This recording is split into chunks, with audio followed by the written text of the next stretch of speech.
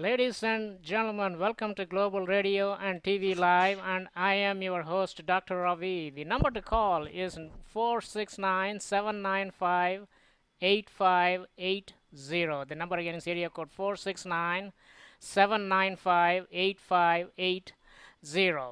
Well, I would like to thank our viewers in the USA and also in the order of viewership in India, Morocco, Taiwan, Canada, Sudan, Japan, Ukraine, China, Korea, and Iraq. Well, if I haven't mentioned your country's name, I would like to hear from you so that we can add you to that list of countries that we propagate our radio and TV signals.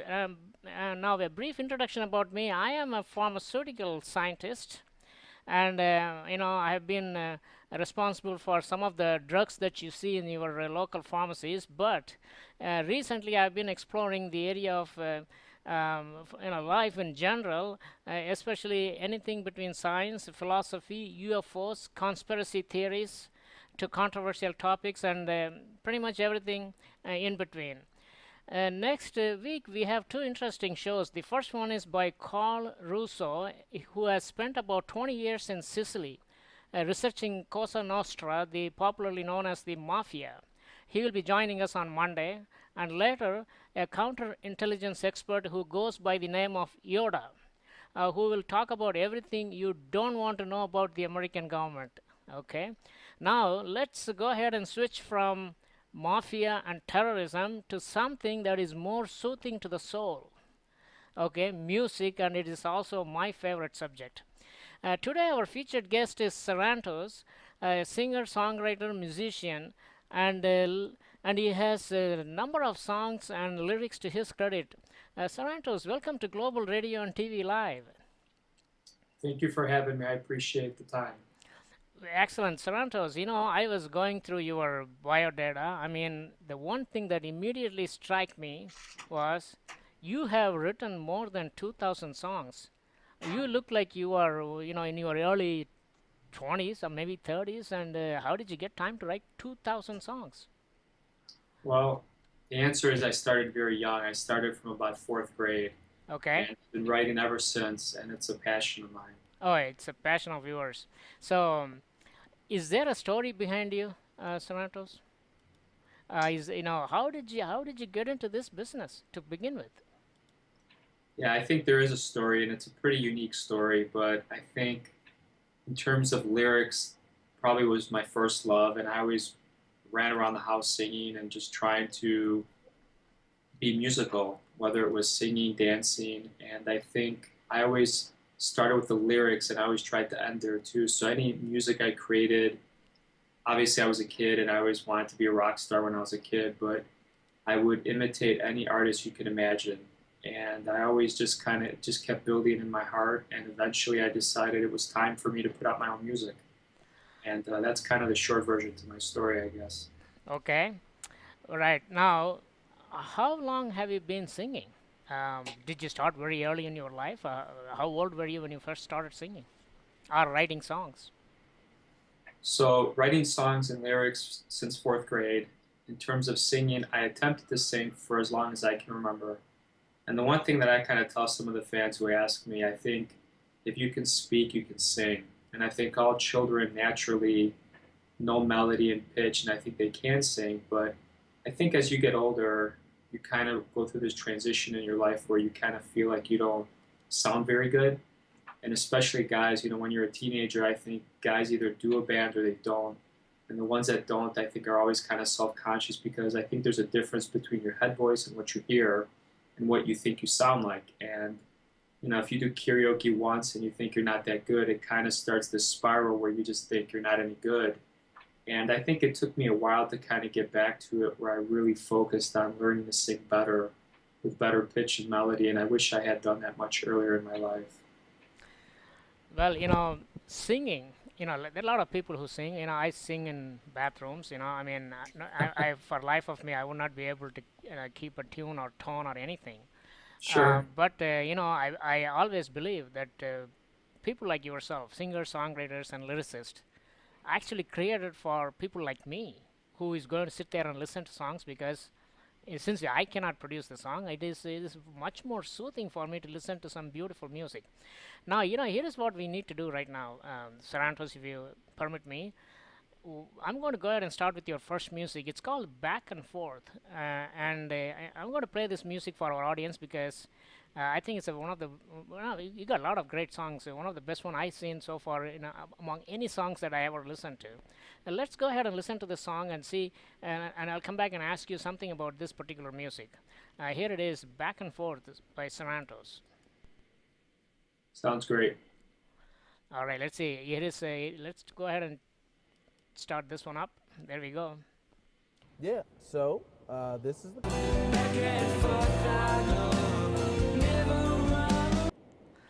All right, Sarantos, welcome back. Now that is the song "Back and Forth." When did you write this song, and what is the inspiration? And who was the Are you the singer, songwriter, lyricist, and everything else, or is there anybody else involved?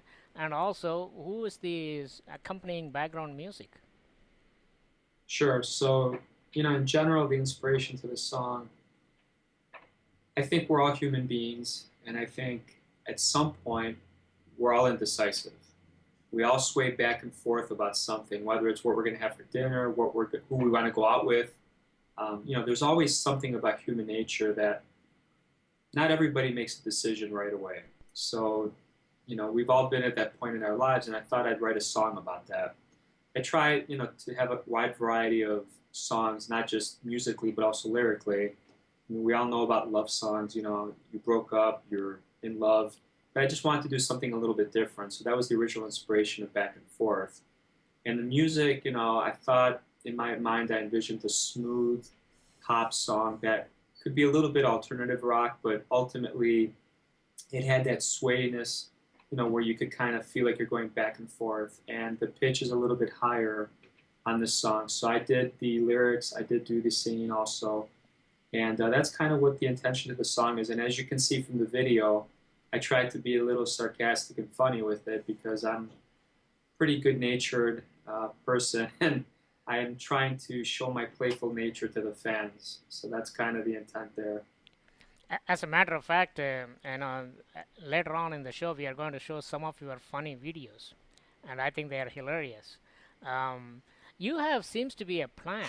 The plan tells me that every Tuesday of each month, you come up, you are releasing something new.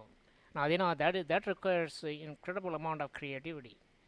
In other words, for someone to consistently week after week, month after month, be able to come up with four different videos of different genre, I think that's incredible. So how do you come up with your creativity? I would think that you cannot just turn the faucet on and off and go to sleep at 5 o'clock. Do you think about all this any time that you wake up, or any time that the mood swings you into it? Yeah, I don't consider this work at all. Obviously, I have a day job, but anything musically, the lyrics, I could write 5, 10 songs a day if I really wanted to. Okay. Sometimes I have to consciously hold myself back and say, I'm not going to write a song for a couple of days. So in terms of all the social media, the videos, my intention there was to try to stay in touch with the fans constantly. And when I looked at, growing up and just looking at the famous artists out there, I think the music industry is a very interesting industry, but usually what ends up happening is a band puts out a CD every 2, 3 years, they promote it, then they kind of fall off the face of the earth and you don't really hear about them. So what I tried to do, obviously I'm an unsigned artist, I'm independent, but my intention was to give them something every week. Mm. And what I've seen in my social media is the interaction just keeps building. So it's not like I release a CD and then people don't hear about me for a year. I'm always giving them something, and I noticed that I attract a lot more fans, get more people signed up to the mailing list. Every Tuesday to Friday, it just seems like people are kind of learning to expect it, and it's kind of fun to see the interaction, whether it's the YouTube videos and comments or people messaging me directly. I stay in touch and I do all the interaction myself, so it's fun, and it is a lot of work, but I can tell you the easiest part to it is the music and the songs.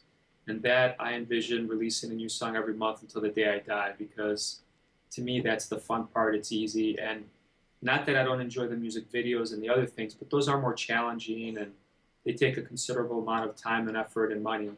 So, but the singing and the songs, that's going to happen for a long time, my friend. Well, I was looking at some of your videos and I noticed you have some really good, I believe they are actors or actresses, and they all look good looking. So apparently, it looks like you have been able to convince some of these beautiful people to go ahead and participate in your video production. So what we have to do, ladies and gentlemen, the first quarter is already passed by before we even knew it. Okay, so here is what we are going to do. We are going to go ahead and play another song from Sarantos, and this one is another favorite of mine. And I was actually for the last 2 days I've been listening to his songs only, exclusive of anybody else. So here is the one that we will go ahead and listen to it during the break. When we come back, we will ask him a few questions about this and also a number of other questions I have on my list. Ladies and gentlemen, you are listening to Global Radio and TV Live, and I am your host, Dr. Ravi. The number to call is 469 795 8580, and we will be right back. Here is the next video, and Sarantos, please stay on the line. Sure.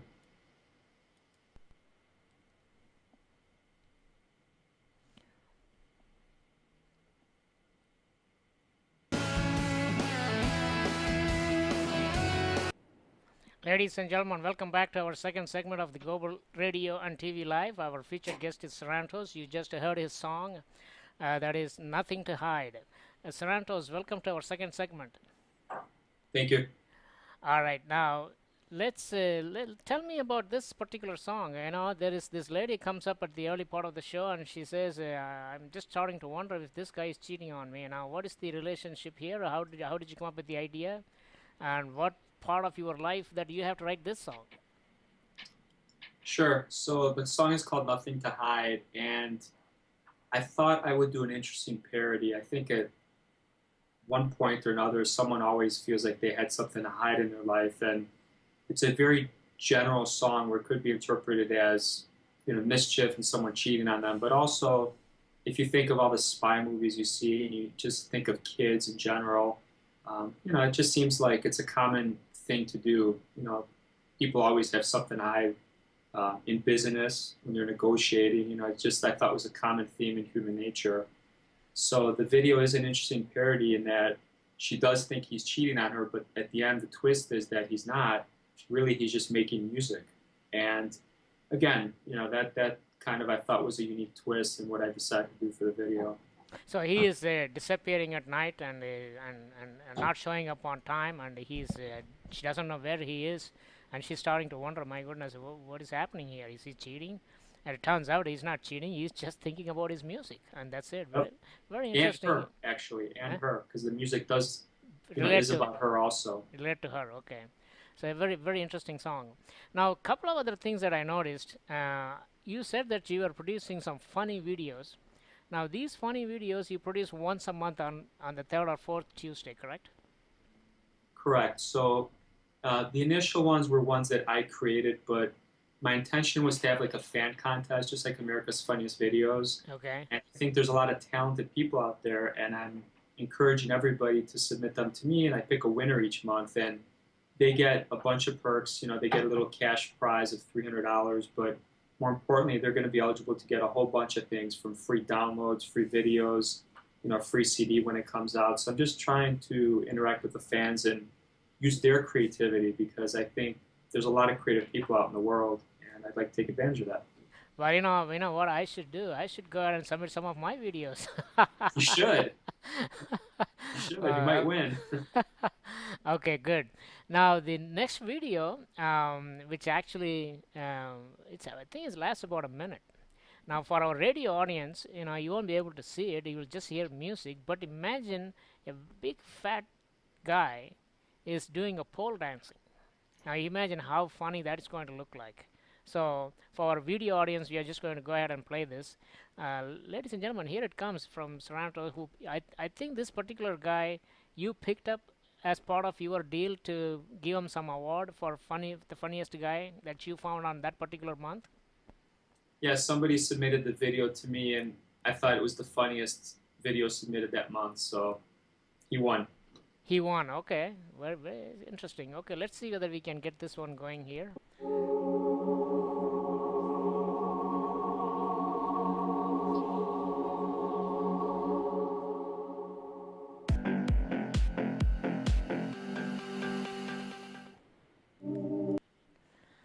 Well, ladies and gentlemen, that was a very interesting, funny video. This guy is very fat now. What is most amazing is his amazement that somebody's actually gave him a buck or two for his dance. Our radio audience missed it, but if you get a chance, go to ustream.tv and then look for us in that particular section VR Chandran, which is right there on the underneath your TV screen here. Coming back to Sarantos, Sarantos, that was pretty funny. So where did you find this guy? It was submitted to me by a gentleman, and all the videos I do require a release, since we're going to distribute it internationally. And the actor, the guy that was in it, I don't think he's an actor, just the guy that was in it actually signed the release. So I'm glad we could get him a little bit of exposure. And, it's always tough with the funny videos because you never want to offend anyone. And certainly um, the vast majority I don't make, and obviously it's a fine line between offending people that are overweight or, laughing with them. And my expression is if the person signed a release and he was comfortable with himself, it was the funniest video I chose that month. So I'm sure it's not going to appeal to everyone, but the vast majority of people that saw it thought it was pretty funny. Well, okay, I see. There is really, we are not trying to make fun of any particular group of people or anything. It's just a matter of fact. It's funny. That's about it. Yeah. It's not trying to demean anybody. I understand where you are coming from. That's perfectly fine. Now, you said that you started. You said you had a day job. That means you started this singing as a hobby. I wouldn't say I started as a hobby. I mean, it's something I've always done. And my father passed away a little over 3 years ago. And it took me, I mourned for a good year. And finally, I decided one day that, you know what, I'm happy and content in my life, but I'm just missing, you know, music. And I really wanted to give it a shot. And I just decided that was it. I was going to work hard. I was going to, obviously when I come home from my day job, I stay up till midnight, 1 o'clock. I get up at 5, but I've never considered it work. So I've always found it enjoyable. I just love it. And that old adage, find what you love to do and it's not work. It definitely applies for me to music because I just decided to work hard and I'm, started January of this year and I've been very pleasantly surprised with the response and the fans I'm picking up each day and each week. So Very good. The many people when they have a talent like you, who is singing and writing songs and everything else, their ultimate goal is to become another Bono or Sting or Elton John or one of those famous musicians. So, what is your goal in music? You just want to play music for yourself, or help some charitable institution, or are you trying to get rich? What's the goal? sure, I think that's a great question. And I think my goal is very simple. In terms of my life, again, I go to work. I'm just like any other normal person, but I have this fire burning inside of me to make music. And I think it's something that I'm finally releasing to the world. And my goal is very simple. Obviously, I want people to listen to it. I understand that not everybody's going to love what you put out, no matter how variable it is. But my secondary goal is to what I've done is each song I've picked a different charity. So I am trying to release a song and raise some money for charities. And to answer your question, if things take off and it does well, I'd have absolutely no problem doing it full time and trying to tour all over the world. But I'm also trying to be grounded and realistic because the majority of singers, songwriters, rock stars out there don't make it. So I don't want to be foolish, and I'm trying to release my music to the world and you know make everyone happy, I guess. It is one of the most difficult field of endeavor, especially in the music. Especially in the art. Acting and music. These are all difficult ones to deal with, and Yeah, since there are no really a graduate degree you get and get a job, it's not a job. So you have to go ahead and try your music and see how well you play and how well you are received. And apparently, I saw some in one of your music. I found that there are about 56 to 100,000 people who have watched it. So that tells me you do have a following. How big is your following? Ultimately, I don't think you quite know, but I can tell you on Twitter, I'm over 1 million followers, and Facebook, I think I'm up to 440,000. And it's hard to know how many of those are real fans or how many people are just, they sign up and then they never really look at your stuff. But I think to me, I've been very happy with each month I've seen it grow. I think currently on Facebook, we have about 50 to 60,000 people consistently that are talking about me, which means they're sharing a post or they're mentioning you or they're doing, something in relation to your name. And, it's not something I can predict, but all I can do is keep putting music out there, keep interacting with the fans. I try to put unique posts. The fans are finding out what I'm truly about as opposed to other artists that just their Facebook and Twitter posts are basically buy this, go to this show.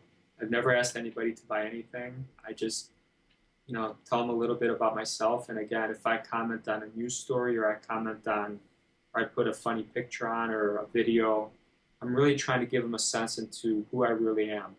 And it's not going to be for everybody, and it's not going to impress everybody.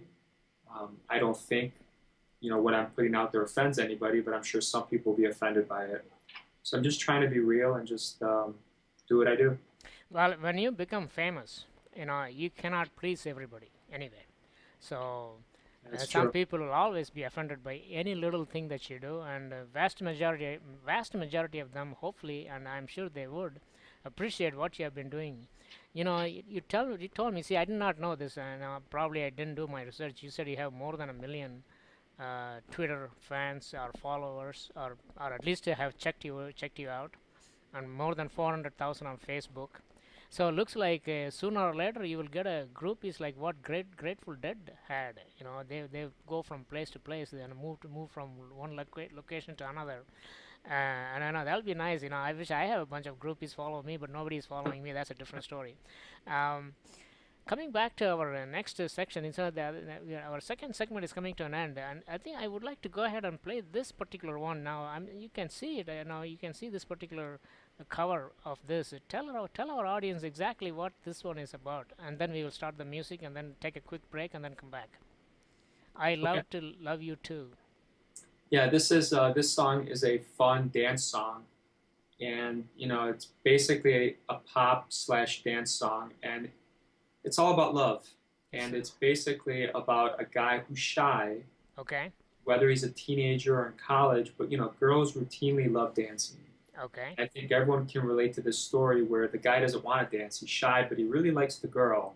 And he kind of wants to go on the dance floor and show what he's got, but he's just too embarrassed or shy to do it, or his buddies on the football team think it's not cool. So he ultimately doesn't do it, but wants to. And this song is basically about, a guy just deciding, what, I just want to do it. I love her and I want to make her happy. And he just gets out there and shows off his stuff.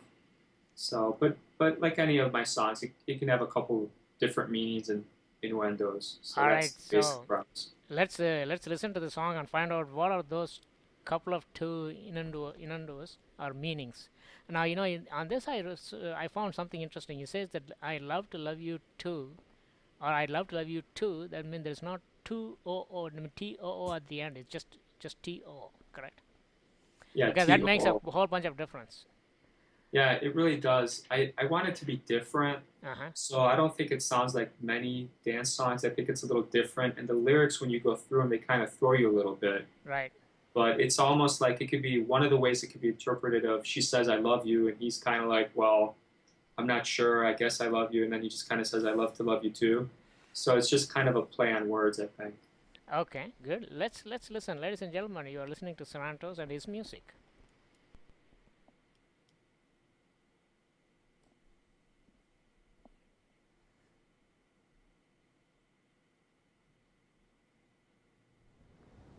I think you too. I love to love you too.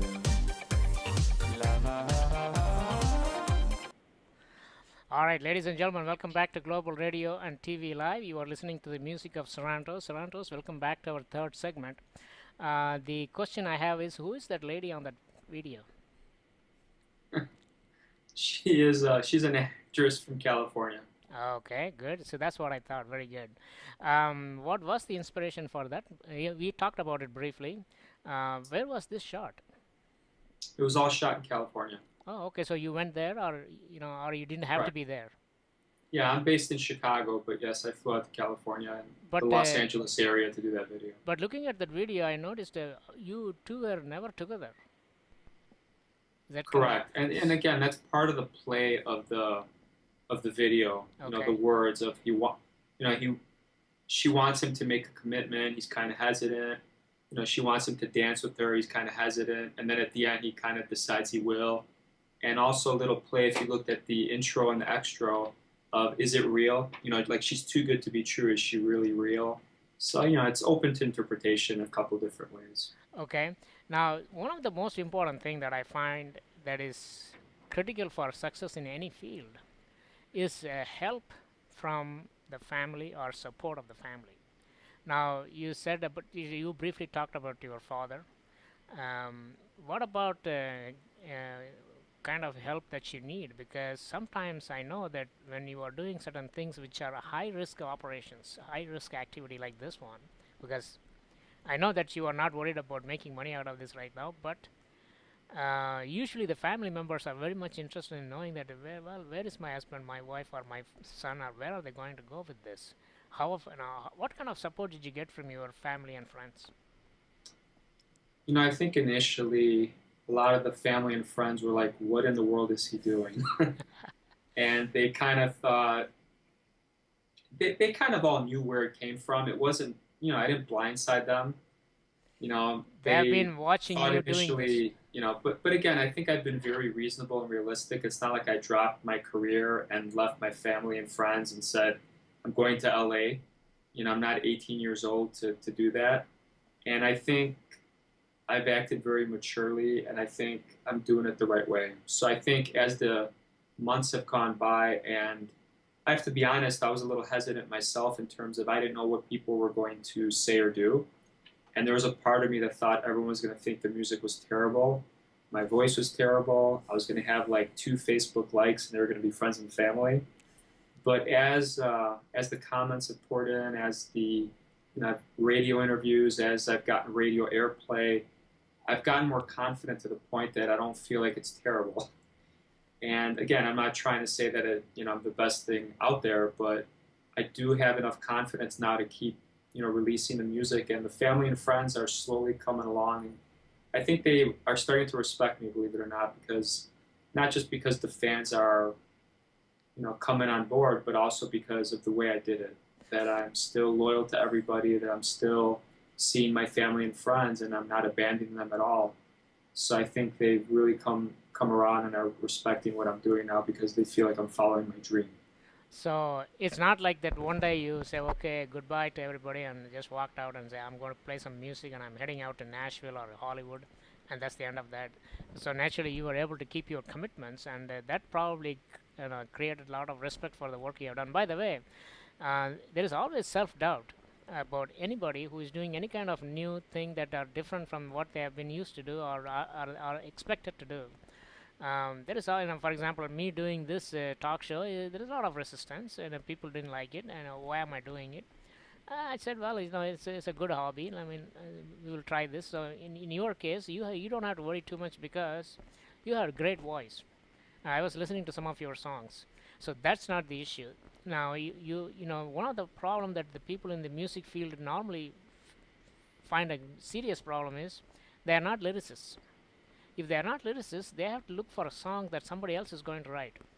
In your case, the lyrics are coming out, every 5 minutes. It looks like it because you have written 2,000 songs, and now you are going ahead and start putting them together in the music. Now, how do you decide what kind of tone or a tune or the genre of music that you need to produce for a song that you just produced, for a song that you just wrote? It varies, and I can't tell you there's a cookie cutter approach I have. I mean, some songs the music comes first, and then the lyrics, I write, and that's probably my most favorite way of doing it because I can almost hear lyrics and I can Mm-hmm. almost hear the words Right. as I get inspired to the music. But unfortunately, most of the time, what happens is I write the lyrics, and I can write them anywhere. I can write them when I'm working out at the gym, in between sets, I can write them anywhere. And then afterwards, the musical inspiration comes and gets fit to those lyrics. So that's what has happened most of the time, and it's not my preferred way, but I would have absolutely no problem writing lyrics for other musicians. And I think the most challenging thing at this point is obviously I'm unsigned, so I don't have a label. And the music business is very fickle. And I see a lot of talented people that, some get taken advantage of. Some write the lyrics and they sell them for like $50, and then it becomes a mega hit and they have nothing to show for it. Correct. So I think I would have no problems writing lyrics for anybody as long as I retain the writer's share. And I have plenty of things I can share. Now, many music, do you agree? There is only so much chord progression that you have, Mhm. depending upon what genre of music it is. If it is classical or, or modern or whatever, pop, rock, whatever it may be. Um, you know, there are several musicians came on the show many times, and each time I ask them, I put a challenge. And the challenge is I don't know whether you have seen any of my videos, that each time a musician comes on, I play the music, a couple of different music, and ask them to figure out what that is. Now, you don't have to figure any of this out. But I want to ask that is it possible to produce great music from existing great music, which is sufficiently different so that you don't get into copyright problems? That was my question. Now, before we get into that heavy subject matter, the last quarter of our program, I wanted to ask you about something else you did. That is a Harry Potter funny video. There is a guy that was talking like a Harry Potter. Where did you find this guy? Uh, I don't remember, but Okay. basically I thought it was a hilarious skit. Yes. And I love getting some of the fan things. And you can't, even if I made it, I don't think fans want to get like 10 posts from me a day. So I try to pick, what I usually try to do is in the morning, I try to put a link to some news story or something, whether it's music related, whether it's just something in general from one of the news stations and put my spin on it. So Okay. people are kind of understanding, oh, this is his feeling on this or that. And I try to stay clear of religion and politics because that's probably the biggest way to offend anybody. And then at night, I usually either will post the new song, the new video, or I'll put like one of the pictures. It was snowing in Chicago and it was cold recently, so I'll take a picture with my cell phone, put it up. And I get all sorts of things from fans, little testimonials saying, hey, this guy's great, or pictures. People make things. Someone made a cat looking at a book and put my picture in there. So I thought that was really cute and great. So I put it on Facebook probably a week or two ago. Yeah. Stuff like that. And I wish I could put everything on there, but I think if you're an average fan and you check me out, even if you're a super fan, you check me out every day, you're not going to want 100 posts because Really? then it loses its meaning. And I think when people are famous and they put a tweet every 10 times a day, it's like, well, it's kind of overbearing, and I think people will get sick of it. So 100 posts or 100 postings. That's a lot of postings. But you may post them on a website and give a link. If they want to go there and take a look, maybe they can take a look at it. All your 100 posts. But anyway, and whichever they pick as the best, you can bring them back to the Facebook. But yeah. anyway, now coming back to this Harry Potter, let's go ahead and listen to this. I think this is a very funny one, in my opinion.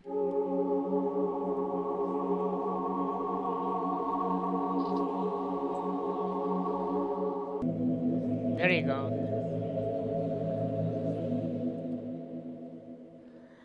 All right, ladies and gentlemen, welcome back to our third segment. That was pretty funny. Now, there is a website you have. Tell our audience about Melogia, right? Yeah, the main website is melogia.com, which is www.meloga.com. And it basically in Greek means with words.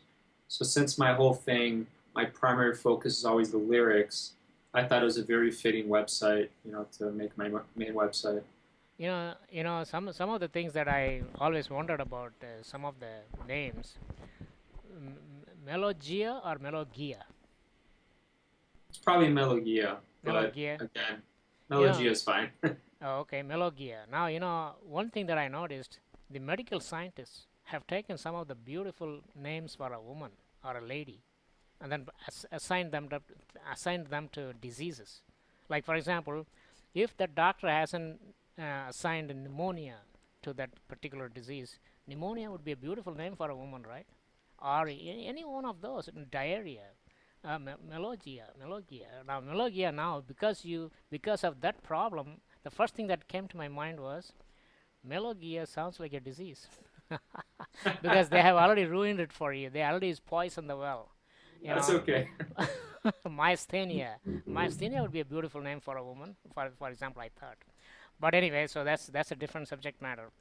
Um, Coming back to your music, one of the things that we want to talk about in the last quarter of our music is, um, do you believe that when one musician actually, takes the chord progression from another music, something famous or something not so famous, is that considered a copyright violation, or is it is a fair game in producing music? I think obviously every musician, singer, songwriter, lyricist values their intellectual property, and I can tell you Okay. that I've copyrighted everything I've done. Okay. And I think in the grand scheme of things, there's only so many chords and progressions and ways you can style things. And I think, with some of the newer software programs, Logic, Pro Tools, I think you can have many layers to your song Okay. so that you can sit and add like 10, 20 different tracks, whereas before you would add, two, three, four. So I think that gives you a lot of creativity. But at the end of the day, I think it's hard. I mean, I can't tell you anyone who gets inspiration from different ways. And if I read a book 10 years ago, maybe in my subconscious there's, a phrase from that or a line that I'm creating when I write a lyric that is buried in my subconscious somewhere. And that's the tricky part with anything. I mean, I think even music, if someone heard a classical song and then, copied, I don't know, 4 bars from it, I mean, I don't think he's doing it willfully, but you know, I can't really say anything other than that. I mean, I try never to copy anything. I consider everything I do original, but um, there is a limited number of ways you can play a guitar, and sometimes we're different, and our ears, humans, like hearing a certain, certain wavelength, and sometimes when you go out of that, yeah, you're creative, you're different, but not everybody likes that. So it's tough. It's one of those things that everyone tries to be creative. Some of the stuff, people hear my song and they might say, oh, that's an 80s rock tune for Nothing to Hide. It's not anything special. Other people are like, I love the mix. It's great the way your voice is very soothing. It's perfect for it. And the next person thinks that my voice isn't emotional. So as an artist, you try to put a blend in that's unique, that's you, but it's like anything. It's art. It's subjective. So the two people can look at the same thing. One loves it, one hates it. And I think I try to, if I can impress 0.01% of the world, I'll be a superstar. Well, So, I don't think you need to worry. I mean, you don't need to worry about taking anything from the 80s. You talked about Nothing to Hide. I was just looking at your chart. mhm. Nothing to Hide. I don't remember what it was actually somewhat similar to, but I want to keep you at ease here because I'm going to play one song. It's not yours, somebody else, and you will see who Sure. it is. And I'm going to ask you one other question after I play somebody else who copied that song. But Okay. here it comes. Let's listen to this.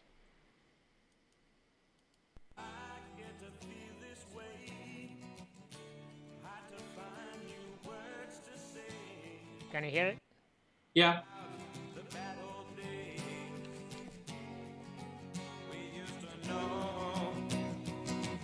Nights of winter tear me cold. Fears of dying, getting old. We ran the race was won by running slowly. Could be soon we'll cease to sound. Slowly I'm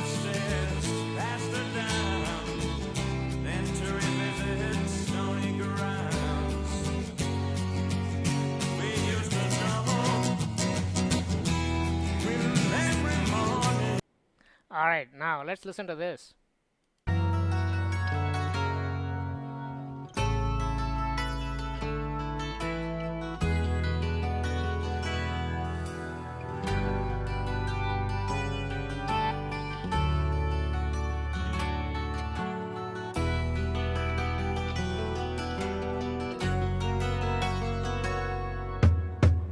On a dark desert highway, cool wind in my hair, warm smell of colitas rising up through the air. Up ahead in the distance, All right, let's go back to the other one. best of luck with what you find. But for your own sake, remember times we used to know. So I know I don't have to keep replaying this. Now you know the idea, right? Jethro Yeah. Tull came with that music we used to know in 7 years before Eagles came up with that Hotel California song. Now, if you look at the chord progression, it's pretty much identical. Now, you can even listen to the music and say, "Wait a minute, this is all identical." So my question to you is, the only reason that Eagles didn't get sued is simply because, in my opinion, there's a completely different song. So I was asking the other musicians, okay, if this is the case, there are only few things that you need to do to come up with a fantastic music. Like you take a Jethro Tull song and you put your Eagles head on head, and then change the pitch, the octaves, the beat, the metronome, the chord progression, keep that same, the harmony music and lyrics, correct? Now your lyrics, you are a lyricist, so that problem is solved. Vast majority of the problem comes only when you copy the lyrics word by word and then you produce the same music. So the copyright problem is no longer there. The chord progression, no court in this country or any other country is going to say, wait a minute, you copied this guy. The chord progression is going to be identical. So my question to you is, now you heard what you heard. I'm not saying that the Eagles are, Eagles are a great music group, but even Eagles has taken a good song from Jethro Tull and improved upon it, and changed the music and everything else. So what do you think that you can you then therefore follow this little technique and come up with some fantastic songs? I can, I guess there's a couple points to be made there. One is when I submit to the copyright office, I couldn't tell you the specifics of what they're looking for. I've always been under the impression that they have in their computers, they don't just look at lyrics, they look at music too, but I'm not a lawyer and I'm the wrong guy to ask about that. The truth is, in terms of lyrics, I can write lyrics to anything, and I can tell you that when they make parodies, Weird Al Yankovic, Yes. popular radio stations, what do? They take the instrumental and they write their own lyrics to it that are funny, and I can certainly do that pretty easily. Mm-hmm. So yeah, I don't know about other artists. Obviously, I don't ever try to copy anyone's music. When I create stuff in Logic, and I have worked with other musicians, for certain things, but there's a progression, there's a beat, you decide, is it a slow song, a fast song? What instruments do I want on this? And then when you have 3, 5, 6 instruments, you can keep adding stuff to get. So there's a lot of complexities to it, but can you? Sure. I mean, I'm sure you can, and I can't talk about the Eagles.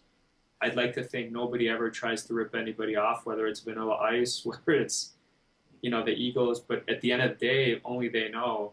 And again, I do think there is a subconscious element to it that, Yes. some people certainly try to rip things off, whether it's an English paper that they copied and they submitted to their teacher, or whether it's a song. But I think some people maybe, innocently enough, are trying to, they heard something 6 years ago and they said, hey, I got this idea for a beat. It just depends. So I would like to think nobody ever does that, but who knows? Well, that is absolutely true. The human beings are actually programmed um, by whatever genetic or whatever makeup they have to listen to certain kind of music, and a great music, in my opinion, is the music, even though it is pretty much new in terms of everything. Maybe perhaps there may be a chord progression, maybe is very similar or similar, but everything else is completely different. So it qualifies as a new, original, creative music. But I noticed, correct me if I'm wrong, if I listen to a good music, a new music that has never been not been produced before, with all the pitch, and lyrics and everything is different, it always feels like I have heard it before somewhere else, even though I have never heard it. Is that the one? Is that the hallmark of great music that people, when they listen to it for the very first time, they were able to identify with it? I think I read a great book about music theory, and I do think there is inherent, going back to, like you said, genetics, going back to the universe, and what we feel in our bones, what we as human beings strive to. And I do think there's a comfort range there, but part of the problem too is everyone knows what sounds bad. So if Okay. I sing off pitch, people are like, "Wow, that sounds terrible." And I think innately we are born to be able to sing well. I think we do know pitch and melody, but just a little bit of society, they conform us to why should the labels and the radio stations tell us what should be on the radio? I mean, they're telling you basically pop music. There's just certain styles and genres that will never get played on the radio. That doesn't mean it's not good music. It doesn't mean they don't have good lyrics. That doesn't mean they're not sung well. It just means it's not what they think the masses want. And I don't know if this has happened to you, but Okay, go ahead. I'm sorry. Yeah, go ahead. what I've realized too is there's a song I listen infinity. to on the radio and I'm like, it's okay, I'm not crazy about it. But after hearing it a million times, it kind of grows on you, and then you think, okay, that's a pretty cool song. So there's power to marketing. Most labels and big artists takes 12 to 18 months of pushing a song onto the masses, and eventually, I think people might buy into it. But there's so many factors that come into play, I think. Okay. Now, if you want to tell our audience, okay, your music in one ramble or sentence, what would that be? What is that you want our audience to take away from your music? I think if I had to sum it up as succinctly as possible, I would say that it's basically an 80s rocker who came in a time machine from the 80s, spent 6 to 12 months in today's world, and was influenced by modern soft rock and pop. And the end result is my music. The end result is your music. Okay, that makes sense. Ladies and gentlemen, you are listening to Global Radio and TV Live. Our featured guest is Sarantos. He has a lot of good music. Sarantos, go ahead and tell our audience, um, if you can, the Facebook and Twitter account. Do you mind giving those out, and also the name of your website? Or is there any music CD or anything available? And one last question: have you performed live? Okay, so the website is www.melogia.com. My name is Sarantos, and my music's available on iTunes, Amazon, Spotify, pretty much anywhere. If you search for it, you can buy it or listen to it for free, including my website. And the Facebook, Twitter, if you just look up Sarantos or Sarantos Music, or if you just go to the website, it'll link you over to Facebook and Twitter. And to answer your last question, my first live performance with my new band is coming up in about 2 weeks. I've been invited to the Toronto Music Festival, and we've already got almost 210 people that have signed up to come to our Facebook event, and hopefully we'll get even more. So I'm excited about it, and hopefully I'll be doing a lot of gigs after that. So I'm ready to go. Okay, this Toronto Music Festival, is that they have to buy tickets for it? Yeah, I think it's a week-long festival, and they have some big stars like Ellie Gooding and other Yeah. people. Some opening night on Tuesday at 9 o'clock at so I'm not there the whole week, but definitely there's a ticket that they can buy to attend the whole festival, Okay. and then I think they can kind of go in and out and see different acts wherever they want. Do you have any idea what slot you are in right now, or you don't? Yeah, correct. I'm on Tuesday, May 6th at 9 o'clock. Tuesday, May 6th at 9 o'clock, ladies and gentlemen, at Toronto Music Festival, correct? Yes, and then I think I've gotten a soft invite to the Chicago Music Festival in June too, so I'm pretty sure I'm going to attend that one and play there too. Okay, good. Yeah, good luck with Sarantos. Really great news, because You have probably told me earlier on one of your write-up. I noticed you haven't performed in for a big audience. So this is going to be an exciting program for you, and me and our audience wish you all the best. We do have viewers in Canada and radio audience in Canada. So hopefully, all my Canadian audience, you just go and see him. Can you tell the date and time and the location one more time, Sarantos? Yeah, it's May 6th, 9 o'clock, and the venue, I believe, is at the Painted Lady. Oh, okay. May 6th at 9 o'clock, Toronto Film Festival. Ladies and gentlemen, you are listening to Global Radio and TV Live, and I am your host, Dr. Ravi. You are also listening to our featured guest, Sarantos, and he's going to be in Toronto Film Festival on May 6th at 9 o'clock, so don't miss it. Sarantos, thank you so much for joining us. Thank you so much for having me. I really appreciate it, and I hope your fans enjoyed it. Absolutely, yes. Well, I don't know about my fans. I enjoyed it. Okay, first of all, then I'm sure it will force our fans to enjoy it. No problem. Okay, good, very good. Ladies and gentlemen, we will be right back. Sarantos, can you stay online for a couple of more minutes? Sure. All right.